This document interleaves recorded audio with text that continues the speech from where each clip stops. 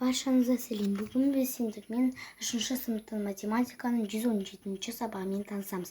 Бүгінгі өтетін тақырыбымыз разрядтан 2 рет аттап өту арқылы жазбаша көбейту және бөлу алгоритмі олы кешілер. Бірінші тапсырма: өрнектен мәнін тауып Дина Нұрпейісованың Құрманғазы Сағырбайұлына қанша жасында шәкірт болғаны анықта. Ал кәнекей мұны шығарып көрейік. Бізде осындай өрнек беріліп тұр. Жашан ішінде 958 азайтылған 28 көбейтілген 6 азайтылған 700 шаша жабылады, бөлінген 10.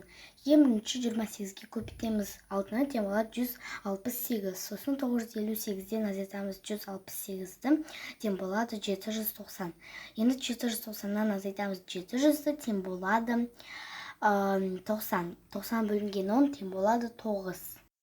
Екінші тапсырманың асы көбейту қалай орындалғанына қара. Жазамыз. Бірінші көбейткіш 165, екінші көбейткіш 3. Енді бірліктерді көбейтеміз. 3-ке 5-ті көбейтсек 15, бұл 1 ондық және 5 бірлік. 5-ті бірліктердің астына жазамыз, ал 1 ондықты ойымызда сақтаймыз. Ондықтарды көбейтеміз. 3-ке 6-ны көбейтсек 18, ойдағы 1 ондықты қосамыз, сонда 19 ондық болады. Бұл 1 жүздік және 9 ондық. Ондықтардың астына 9-ды жазамыз, 1 жүздікті ойымызда сақтаймыз. Жүздіктерді көбейтеміз. 3-ке 1-ді көбейтсек 3, ойдағы 1 жүздікті қосамыз, 4 жүздік болады. 4-ті жүздіктің астына жазамыз. Жауабы 495. Әсі бөлу қалай орындалғанына қара. Жазамыз. Бөлінгіш 495, бөлгіш 3.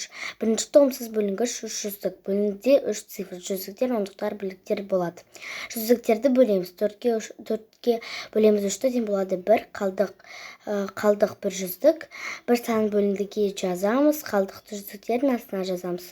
Ондықты қалдықтың қасына жазамыз. 1 жүздік және 9 ондық. Бұл 19 ондық. Ондықтарды бөлеміз. 19 бөлінген 3-тен 6, қалдық 1 ондық. 6 сан бөліндіге, ал қалдықты ондықтың астына жазамыз. Біз 5 бірлікті қасына жазамыз. 1 ондық және 5 бірлік, бұл 15 бірлік.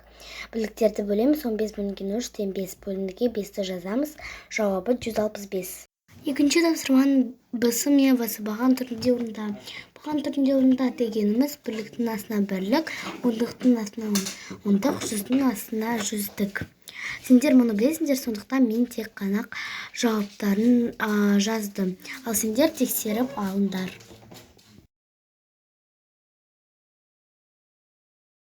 Үшінші тапсырма: есепті сұрақпен толықтырып, оны шығар. Сұрақтың бірнеше нұсқасын ойластыр.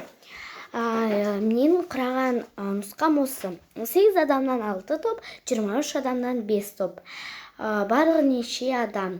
Шешуі: жашаның ішінде 18 көбейтілген 6, жаша жабылады қосылған, жашаның ішінде 23 көбейтілген 5, тең болады 223. Жауабы 223 адам қатысты.